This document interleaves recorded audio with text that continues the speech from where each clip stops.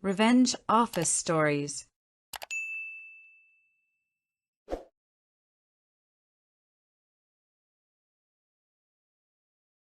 My boss thought a 36-year-old woman who just did her job was an easy target. He figured he could steal my idea, the result of a full year of my life, and ride it all the way to the executive suite. What he didn't know was that I saw it all coming, and I had a plan. He gravely underestimated me. This is the story of how my revenge didn't just expose him as a fraud. It was a meticulous plan that took apart his entire professional life, piece by piece. This is how I got his job. It all started at a mid-sized tech firm called Omnicore, one of those places that prides itself on innovation. On paper, it was the perfect job for me.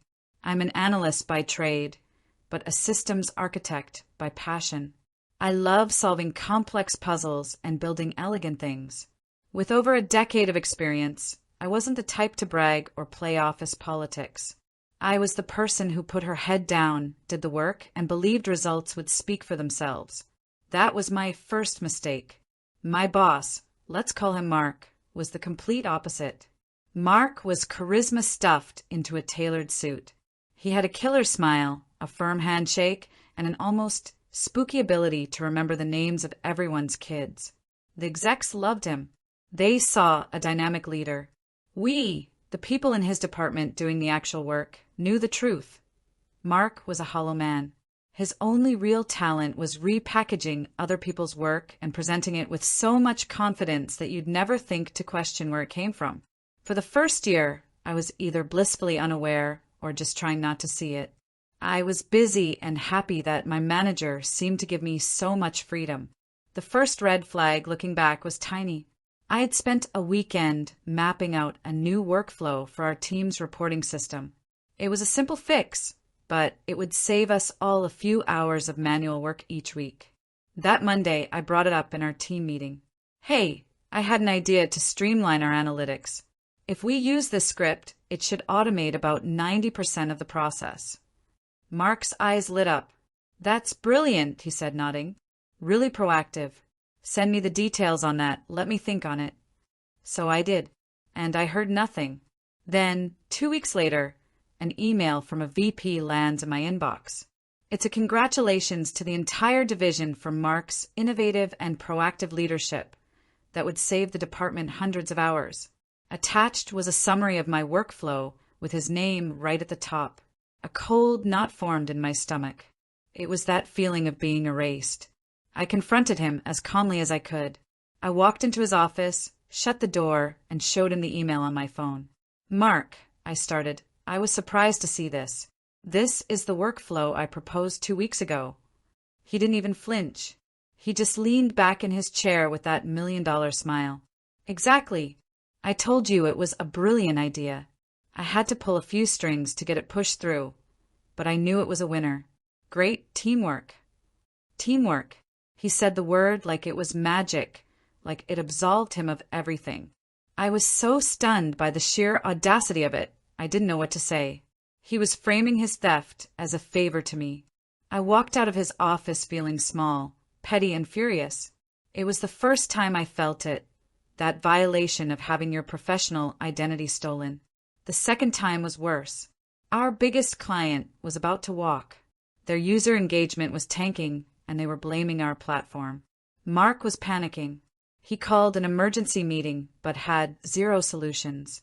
He just paced around the room asking, "What are we going to do?" I spent the next 72 hours buried in data. I barely slept. I found the problem. It wasn't our platform, it was their clunky onboarding sequence for a whole new customer demographic. I built a 40-page report with data visualizations, user journey maps, and a step-by-step proposal for a new design. I sent it to Mark at 3 a.m. with the subject line, "Solution for the client." The next day, he called a meeting with the client's executives and told me he'd handle it. My gut screamed that something was wrong. A friend in sales who was on the call messaged me an hour later, "Your boss is a rock star. Just save the account." He walked them through this incredible deck. Looked like he'd been working on it for weeks. Mark had put his name on my 40-page report and presented it as his heroic, lone effort. Later that day, an all-company email announced Mark was getting a spot bonus for single-handedly turning around a critical client relationship. The frustration was becoming suffocating. I was doing the best work of my career, but he was building his reputation on my back. The final betrayal, the one that set me on the path to revenge, was my masterpiece. I called it Project Chimera. For a year, in my spare time, I had been developing a revolutionary predictive analytics engine for supply chain logistics. Our company system was reactive. It told you when a shipment was already late. Chimera used machine learning to predict disruptions before they happened. It analyzed weather, geopolitical news, shipping traffic, dozens of variables. It was complex, powerful, and entirely mine. Every line of code, every algorithm. I knew this was too big to be stolen over email. I booked a meeting with Mark, my heart pounding. I walked him through the whole thing, the prototype, the simulated results, the projected 8-figure savings. Mark was speechless. For a moment, his charismatic mask fell away, and I saw pure, raw greed in his eyes. He wasn't seeing the elegant code. He was seeing a promotion, a corner office, a bigger bonus. "This is incredible," he stammered. "This is the holy grail. Leave it with me. I need to figure out the right way to position this with the board. This is game-changing." I actually felt a surge of hope. Maybe this was too big to steal. He'd have to include me. We'd present it as a team. A week went by, then 2. Silence. He started avoiding me, always in a meeting, or about to jump on a call. The cold knot in my stomach was back, tighter than ever. Then the email landed. A calendar invite from the CEO's assistant. Subject: Strategic Priority Meeting. Project Chimera. The attendees were the entire C-suite. The presenter? Mark. My name was nowhere. I wasn't even invited. I just stared at the screen, my blood turning to ice. This wasn't stealing a workflow or a presentation. This was the theft of my professional soul. He had taken my magnum opus and was about to pass it off as his own. In his mind, the quiet 36-year-old woman who just did her job wasn't a threat. She was a resource, and that's when something inside me didn't just snap. It hardened into steel. I wasn't going to HR. I wasn't going to quit. No, he wanted my work. I was going to give him the spotlight he craved, and I was going to make sure it burned him to the ground. The days after that calendar invite were dark. Every time I saw Mark walking through the office, looking like he'd already won, I felt a wave of pure, hot anger. He saw me as an easy target, a non-confrontational woman who would just roll over and take it. He had no idea he'd just created his worst enemy. It was taking a huge toll. I wasn't sleeping. I had no appetite. The power imbalance was terrifying. He was a director, a favorite of the executives. I was just a senior analyst. Complaining could get me labeled as not a team player and kill my career. The fear of retaliation was real. The turning point came on a Tuesday night. I was staring at my laptop when a Zillow notification popped up for a small house I had bookmarked weeks ago. I'd been counting on the bonus from Project Chimera for the down payment.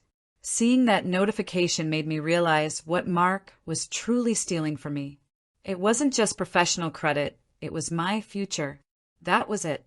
The despair curdled into cold, calculating resolve. My revenge wouldn't be emotional. It would be strategic, systematic, and absolute. I wasn't just going to expose him. I was going to build a trap so perfect that he'd walk right into it himself. He had mistaken my competence for weakness. I was about to show him how wrong he was. My weapon was the one thing he couldn't steal, my knowledge.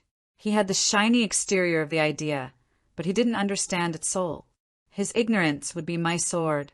First, I had to play the part. The next morning, I walked up to Mark's desk and forced a smile. "Hey, Mark, congrats on getting the Chimera meeting with the board. That's huge." He was visibly relieved. "Thanks. Yeah, it's a big one. Listen, I'm going to need your help getting the deck just right. You know the nitty-gritty better than anyone. Of course, I said, my voice perfectly neutral. Whatever you need. We're a team, right? He was asking the person he just robbed to load the gun and hand it to him. Next, I became an archivist. I created a secure, personal cloud folder and saved everything. Every email with timestamps, every draft of the code from our version control system, every brainstorming note scribbled on a napkin. I was building an irrefutable body of evidence that I was the sole creator of Project Chimera. Then came the most critical step, forging the Trojan horse. Mark needed a presentation, and I was going to build him the most beautiful, convincing, and treacherous one he had ever seen. On the surface, the deck was a masterpiece, but underneath, I embedded a series of traps. I created 2 versions of the project. Version A, the show pony, was the one I gave to Mark. It looked amazing, but I intentionally wove a subtle but critical flaw into its core logic, a scalability issue. The model worked perfectly with small data sets, but it was a ticking time bomb designed to collapse under the weight of real-world, large-scale data. I called it my poison pill. Version B was the war horse, the real Project Chimera. It was robust, scalable, and contained what I secretly called Phase 2, an evolution of the algorithm that didn't just predict disruptions, but also modeled the financial impact of different solutions. It was the part of the project that took it from a multi-million-dollar idea to a $100 million revolution. Mark had no idea it existed. I hid the file deep within the appendix slides of his presentation, password protected and disguised as data under appendix, XSX. Over the next week, I prepped Mark. I walked him through the show pony deck again and again. He memorized the buzzwords and the big promises, but he never asked a single deep, technical question.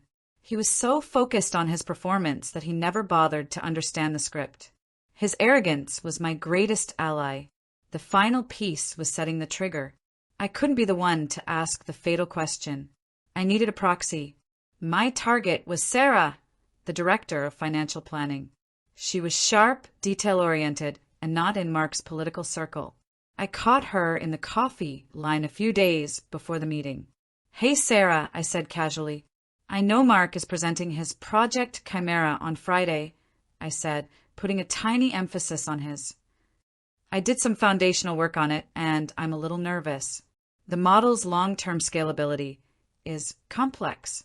If the board approves a full-scale rollout without proper stress testing, the implementation costs could spiral." Sarah's eyes narrowed. Cost spirals were her nightmare. "What kind of scalability issues?" she asked. "It's about how the algorithm handles data degradation over a 5-year projection with multi-node deployments," I explained. "The financial viability hinges entirely on that question. You might want to press him on the specifics of the multi-node data decay model." I was planting the seed, framing it as her fiduciary duty to ask. She thanked me for the heads up. She would be my unwitting executioner. The day before the presentation, Mark called me into his office for a final run-through, giddy with excitement. "What do you think?" he asked, beaming. "It's perfect, Mark," I said, looking him dead in the eye. "You're going to kill it." He had no idea how right he was. The trap was set.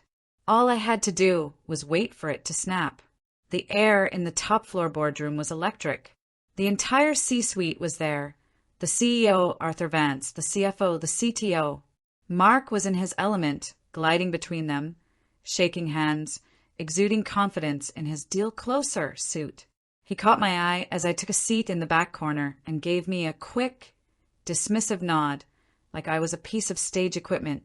I gave a small, neutral smile back. Inside, my heart was a cold, heavy drum. "All right, everyone," the CEO began. "Mark, we're all very eager to hear what you've been working on. The floor is yours." Mark stood up and beamed. "Thank you, Arthur. What I'm about to show you is a fundamental paradigm shift. I call it Project Chimera." He started the presentation. My presentation. He moved through the slides I'd made, using the exact phrases I'd written for him, delivering the staggering ROI projections with theatrical flair. I had to admit, he was a brilliant actor. The executives were captivated, looking at him like he was the next Steve Jobs. He reached the final slide and took a dramatic breath. "Thank you." The room buzzed with impressed murmurs. The CEO was smiling. "Mark, this is outstanding." Mark's chest swelled with pride. He glanced at me with a flicker of smug triumph. This was his moment. "Questions?" the CEO asked. And then it happened. A hand went up. It was Sarah, the director of finance. "Mark, impressive presentation," she began. "But I have a question about long-term financial viability. Can you walk me through the specifics of the multi-node data decay model?" It was my poison-tipped arrow, delivered with surgical precision. The effect on Mark was instantaneous. The confident smile melted from his face, replaced by a blank, deer-in-the-headlights stare. He had no idea what a multi-node data decay model even was. The decay model," he stammered, his voice suddenly an octave higher. "That's an excellent question, Sarah. The core of the system, it leverages a synergistic framework of proactive analytics to mitigate data variance." It was a masterclass in corporate nonsense. The charismatic leader had evaporated, replaced by a flustered, sweating imposter. The room went cold. The CTO, a sharp woman named Alana, smelled blood in the water. "To build on that, Mark, how does the model handle a massive influx of corrupted data? Does it isolate the corrupted data set, or does that risk poisoning the entire algorithm?" That was the trap. The show pony version he was presenting had exactly that flaw. A large influx of bad data would corrupt the whole model. Mark was completely lost, pale and sweating. His eyes darted around the room and finally landed on me in a desperate, silent plea for help. The CEO had seen enough. His face was stone. He turned his gaze from Mark and fixed it on me. "You've been very quiet," Arthur Vance said. "You were brought in for technical support. What are your thoughts?" Every head in the room turned. This was it. Showtime. I stood up slowly and walked to the front, a strange sense of calm washing over me. "Mr. Vance, if I may," I began, my voice steady. "Mark's presentation perfectly encapsulates the conceptual framework of Project Chimera's initial phase. The scalability and data corruption issues that Sarah and Alana have raised are, in fact, known limitations of that initial build." I let that sink in. Mark was visibly wilting. Then I delivered the final blow. "However," I continued, "those issues were resolved in the second phase of the project. If you'll allow me, I can show you." Before anyone could object, I took the remote from Mark's limp hand, clicked to the appendix, and entered the password for my hidden file. The real presentation, the war horse, loaded onto the screen. "What you've seen is the blueprint for a car," I explained. "What I'm about to show you is the engine that makes it fly." For the next 10 minutes, I held court. I didn't just present, I taught. I walked them through the real Project Chimera, explaining the multi-node decay model, the data sandboxing, and Phase 2, the real-time financial modeling. I spoke with the passion and authority that only comes from true ownership. When I finished, the room was silent with awe. They were no longer looking at me like an analyst. They were looking at me like a leader.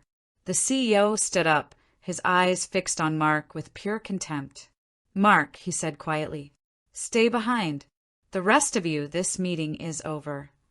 The fallout was swift and brutal. Mark was fired on the spot and escorted out of the building by security. An email announced his immediate departure to pursue other opportunities. His name was scrubbed from the company directory by the end of the day. His reputation, built on theft, was destroyed. The next morning, the CEO called me into his office. "Your name isn't on a single document related to that project," he said, "but I have a feeling you have them." I nodded. "I do." He leaned forward. "Yesterday was a master class, not just in analytics, but in strategy. You let him build his own gallows. I can't officially condone the methods, but I'll be damned if I'm not impressed. He slid a folder across the desk. Mark's position is now open, he said. Director of Strategy and Innovation. It's yours if you want it, along with a 40% pay increase, the full budget for Project Chimera, and the spot bonus that was mistakenly given to Mark.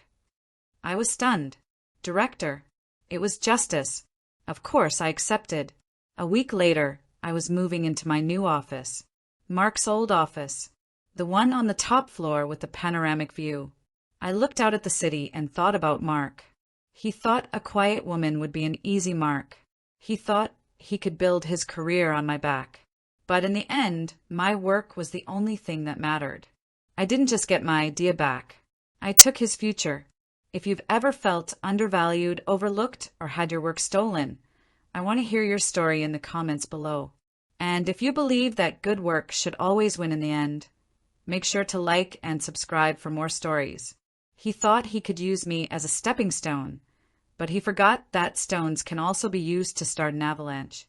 He wanted a career built on my work, and in the end, I was more than happy to trade him.